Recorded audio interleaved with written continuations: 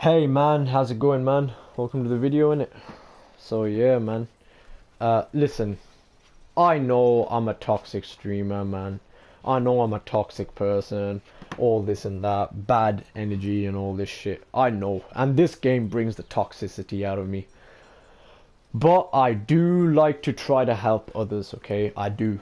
I do like to try and help others get better, okay? So, this is my mini guide on how to deal with one of the most biggest issues people are facing still to this day. Poke mashing. Mashing! I hate mashing, and I hate mashers. First of all, let's get one thing clear. This game, the design of this game is catered for poke mashing. This game favors poke mashing, okay? That is a 100% fact. You cannot change my mind on that. This game is designed for scrubbish poke mashing, okay? So that's the issue. So let's get that out of the way. That is a fact. So let's have a look right now. You know, we got these Scorpion type of players in the Kombat League.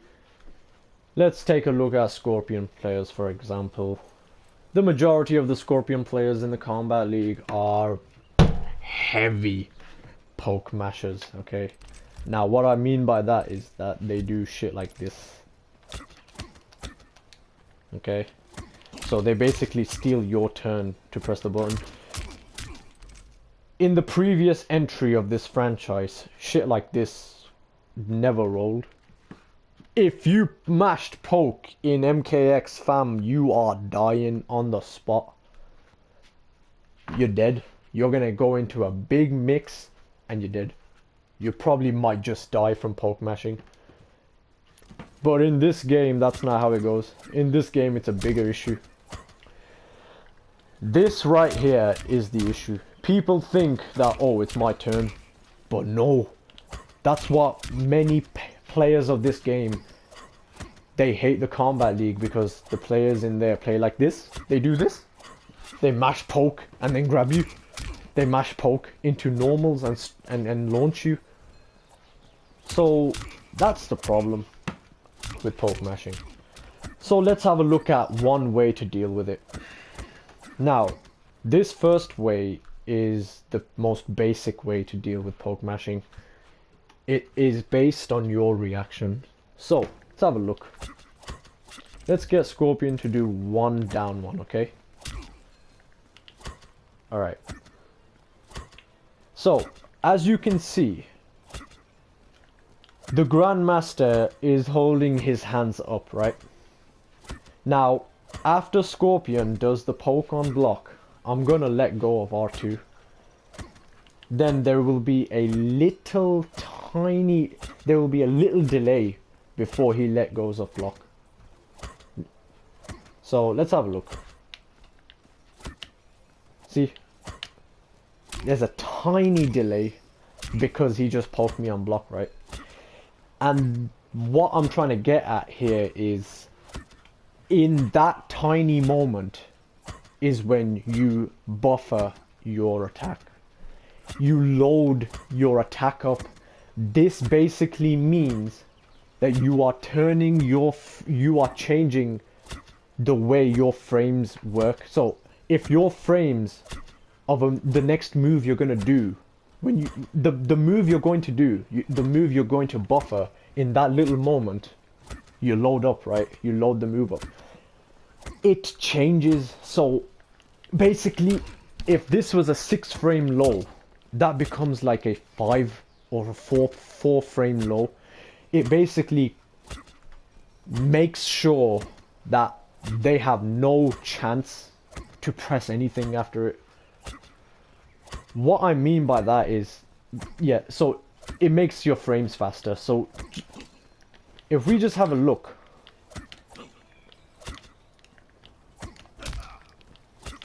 I'm gonna buffer my attack.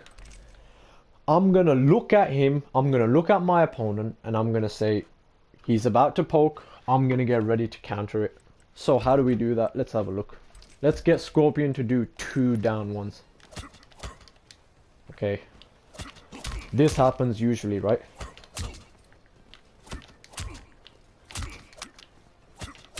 There. So, the difference here is that once you block the poke, you're pressing square before you stop, before the animation of blocking stops. There's a 5-frame window now, and I think it was added definitely to stop poke mashing. So look at that. This is the fastest. Now check this out. If we was to use the down 4 to react to this down 1, it's going to be too slow, right? Look at that. 11 frames, right? But if we buffer it, look at that. You're pressing it. You're basically loading your move up from his block stun. Okay? If we was to do it right after you block the poke, it's too slow, right? Who's ever heard of doing a reversal down 4 against poke mashing? Especially Sub-Zero's down 4. No one. But if you buffer it, look what happens. You take your turn straight away, buffer your attack. That's one way of dealing with poke mashing. You gotta be fast. You do have to be a bit fast. There you go. This down 4 is probably one of the... It's a good down 4, but it doesn't guarantee anything on hit. But as you can see, it works. So you gotta speed up. Get ready for the poke mashing. So that was one way of dealing with it. Buffer your attack. Remember, buffering the attack in block stun is how you do it. You don't do it after you've blocked their poke, alright? So let's have a look at Kung Lao. When my opponent picks this guy, I already know what's coming and I get scared. Dive kick, jump kick, poke mash, into grab. This shit right here. Look at this. Look at this. Look at this. You get a load of this. This shit. You see this? This down 3. Disgusting, man. These Laos do this shit all day. And my issue is with the Grandmaster, this happens. Look at that. You can't take your turn against this guy. You can't. Because the down 1 whiffs. So let me get this straight. I showed you one way. You know, the down 4. That's a buffer. But you can do that as well. Now, what I'm trying to get at here is the down 4 is not a launcher. The down 4 is just an answer back, right? 3%. But you can do more. Yes. You can buffer a combo string. Like that. Now let's have a look at an example right now. I'm gonna do 2 examples. The first one is I'm going to press back 3-2 when after I've blocked his down 3. Okay, after I let go of block, then I'm gonna press it. See, this happens. See, I'm pressing it after. It don't work, right? So this is why you buffer the back 3-2. It's hit confirmable. You catch these fuckers doing this shit, this is what happens to them. You can kill them with this, you know that. Buffer your attack. Look at that. He can't do another one. Even the down 4 works as well. Down 3 also works as well. Oh wait. Nah, that don't even... Look at that! These pokes are garbage, man. But yeah, of course the down 1 don't work. Just expect the mashing. If he blocks after that poke, it's hit confirmable. So you can stop. You can stop at back 3-2 on block. It will leave you -6, but This is how I do it. Okay, guys. This is how I do it. And now the final way I'm gonna show you how to deal with poke mashing.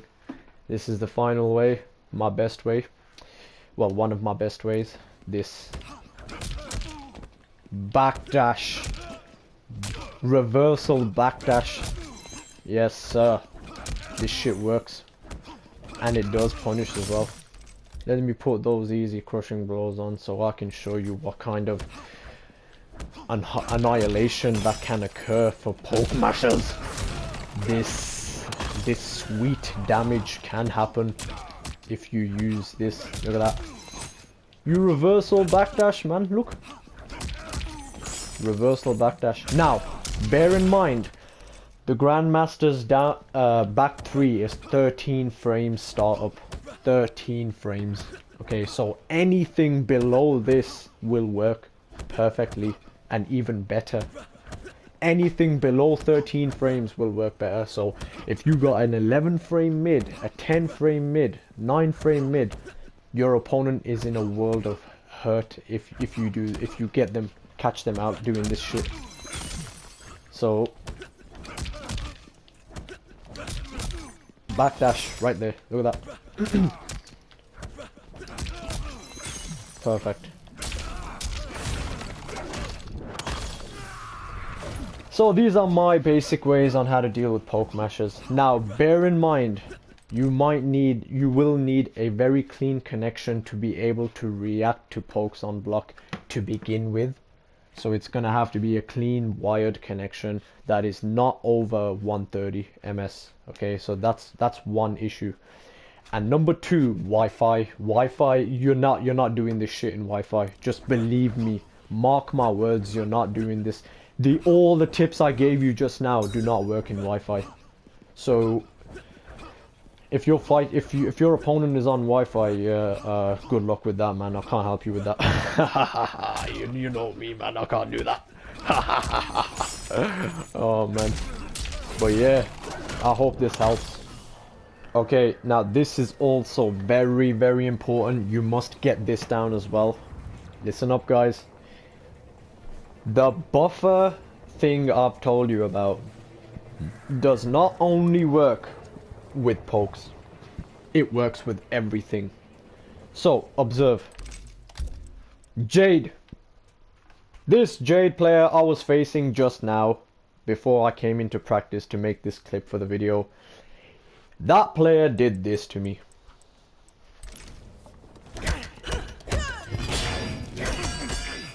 Alright, so he did that low special and he went directly into back 2.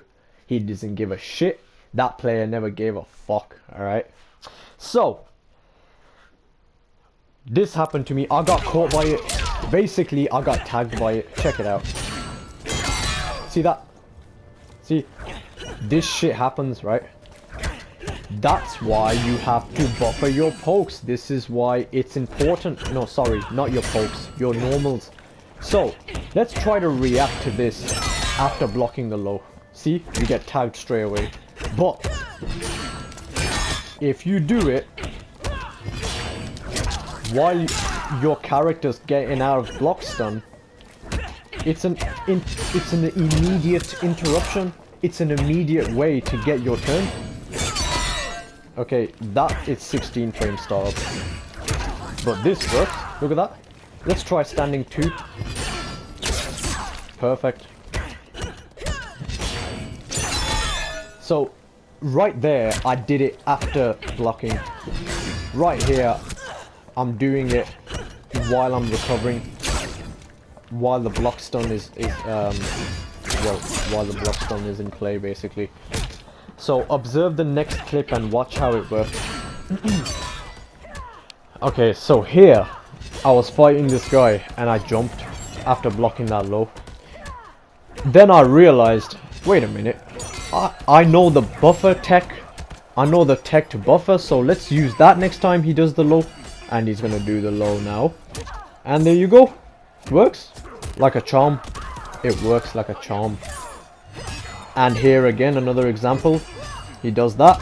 and he wanted to backdash into back 2 and tag me again, yet he got caught. And now I will give my final tip. This is dealing with poke mashing, but it's got a little twist to it. I'm going to include this because maybe most of you already know about this, but I want to make sure it's in the video so everybody can start to learn it. Jailing, alright? Jailing. So, let's talk about jailing real quick. We are gonna program the Grandmaster to do his down 1 into overhead, okay, into forward 2. Let's see what happens. Okay. See that? See, the Kombat League is full of people who do this, alright? They don't give a shit what's happening. You wanna know why it's so YOLO? They don't give a fuck, right? They just poke you back straight away, right? When you poke them. So, when I say they don't give a fuck, this is what I mean. We are gonna program the Grandmaster to do down 1 on hit into 2-1 ice ball.